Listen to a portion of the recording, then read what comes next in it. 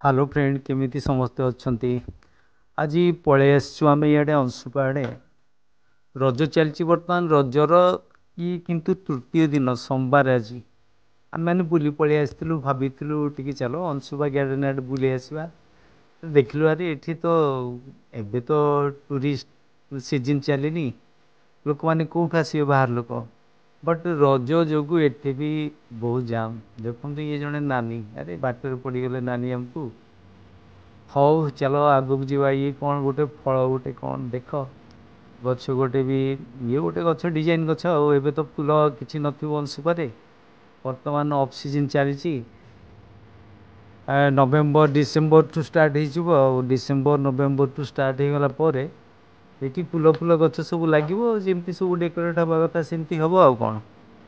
ଆଉ ତ ରଜ ପାଇଁ ଖାସ୍ ଇଆଡ଼େ ଲୋକ ସବୁ ଆସୁଛନ୍ତି ଦେଖ ଏଠି ଦୋଳି ମଉଜ ଚାଲିଛି ହଁ ଏଠି ରଜ ଏଠି ସବୁ ପାଳନ କରାହେଉଛି ଇଆଡ଼େ ଗାର୍ଡ଼େନ୍ ବୁଲା ଆଉ ଦୋଳି ଖେଳିବା ପିଲାମାନଙ୍କର ପୁରା ଭିଡ଼ ଏଠି ଆଉ ପ୍ରକୃତରେ ରଜ କଟେଇବା ପାଇଁ ଆଖପାଖର ଲୋକ ଏଠିକି ସବୁ ଆସୁଛନ୍ତି ଭଲ ହେଇଛି ଏବେ ତ ସିଜନ୍ ନାହିଁ ଟୁରିଷ୍ଟ ମାନଙ୍କର ବସ୍ ଏଇଟା ଲୋକାଲ ଲୋକଙ୍କର ମୁଁ ଭାବୁଛି ଏଠି ସବୁ ସମାଗମ ହେଇଛି ଆଉ ଛୋଟ ବଡ଼ ସମସ୍ତେ ଆସୁଛନ୍ତି ଏନ୍ଜୟ କରିବା ପାଇଁ ଆଉ ବେଶ କରି ୟଙ୍ଗ ପିଲା ଆସୁଛନ୍ତି ବହୁତ ଆଉ ନୂଆ କପଲ୍ ବି ଆସୁଛନ୍ତି ସ୍ୱାମୀ ସ୍ତ୍ରୀ ଏଠି ବୁଲିକି ମଜା ନେଉଛନ୍ତି ରଜଟାରେ ଗୋଟେ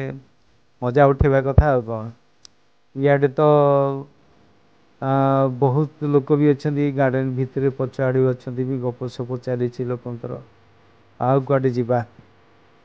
ବହୁତ ଫୁଲ ଥାଏ ଆମେ ବହୁତ ଦିନ ଆଗରୁ ମୁଁ ଆସିଥିଲି ଫୁଲ ଗଛ ସବୁ ଲଗା ହେଇଥାଏ ଏବେ ବି ସବୁ ଲଗାଯିବ ଜାନୁଆରୀ ପାଖାପାଖି ସବୁ ଫୁଲ ଗଛ ପୁରା ଫୁଲ ସେ ହେଇଯିବ ଯେତେବେଳେ ଅକ୍ଟୋବରଠୁ ଷ୍ଟାର୍ଟ ହେଇଯିବ ପ୍ଲାଣ୍ଟେସନ୍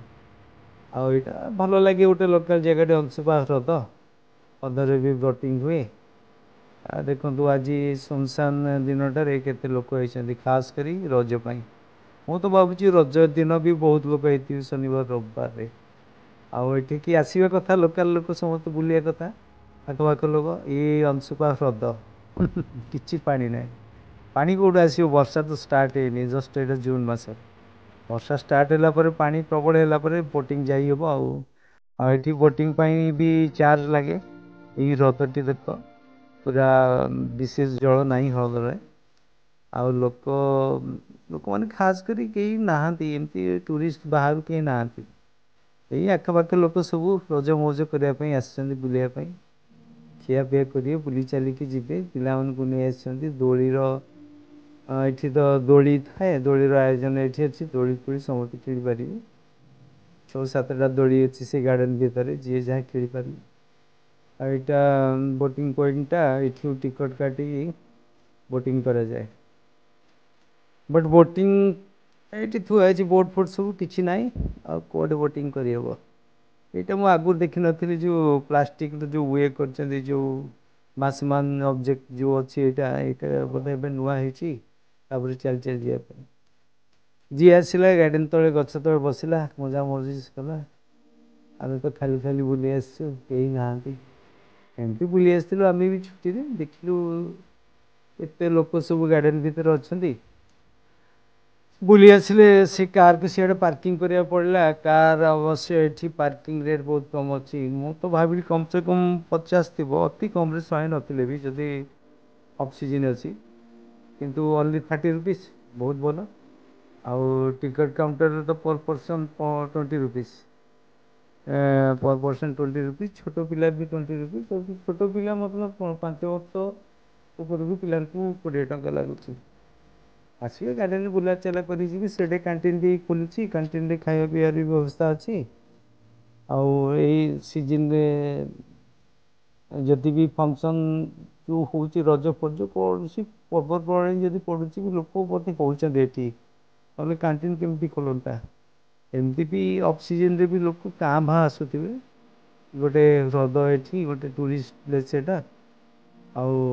ଧରନ୍ତୁ ଟୁରିଷ୍ଟ ମାନେ ବେଶୀ ଆସୁଥିବେ ଯେଉଁ ସିଜନ୍ରେ କିନ୍ତୁ ଅଫ୍ ସିଜନ୍ରେ କିଛି କିଛି ଲୋକ ତ ଆସୁଥିବେ ନିଶ୍ଚୟ ବୁଲିବା ପାଇଁ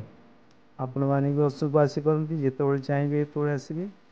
ଆଉ ସମସ୍ତେ ତ ଜାଣନ୍ତି ଅଂଶୁପା ଆପଣଙ୍କର କଟକ ଡିଷ୍ଟ୍ରିକ୍ଟର ଆଠଗଡ଼ ପାଖରେ ଜଷ୍ଟ ଆଠଗଡ଼ଠୁ ଆପଣଙ୍କୁ ହାର୍ଡ଼ଲି 6-7 କିଲୋମିଟର ପଡ଼ିବ ମୁଁ ଭାବୁଛି। ଆଉ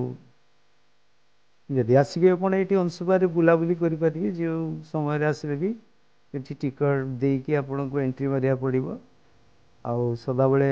ବୋଧେ ଏଇଟା ଖାଲି ରହୁଛି ଖୋଲା ରହୁଛି। ଆଉ ହଁ ସକାଳେ ବା ସନ୍ଧ୍ୟାରେ ଖୋଲା ରହୁଥିବ ମଝି ଟାଇମ୍ଟା କ୍ଲୋଜ୍ ହେଇପାରେ ଏମିତି ଶୁଣୁଛି ମଝିରେ ବି କ୍ଲୋଜ୍ ନାହିଁ ଆପଣ ସକାଳୁ ଖୋଲିଲା ମାନେ ସନ୍ଧ୍ୟା ଯାକେ ଏଠି ଏଣ୍ଟ୍ରି ମାରିପାରିବ ବୁଲା ଚାଲା ଖାଇବା ପିଇବା ବସା ଉଠା ବହୁତ ପ୍ରକାର ଡିଜାଇନ ଗଛ ଅଛି ଗ୍ରାସ୍ ଅଛି ପ୍ଲାଣ୍ଟେସନ୍ ବି ହେଇଛି ସବୁ କିଛି ଖେଳିବା ପାଇଁ ହେଇଛି ବାସ୍ ଟୁରିଷ୍ଟ ଯେତେବେଳେ ଆସନ୍ତି ଯେତେବେଳେ ସବୁ କିଛି ଥାଏ ଏଠିକି ଆସିଲେ ବହୁତ ମଜା ହେବ।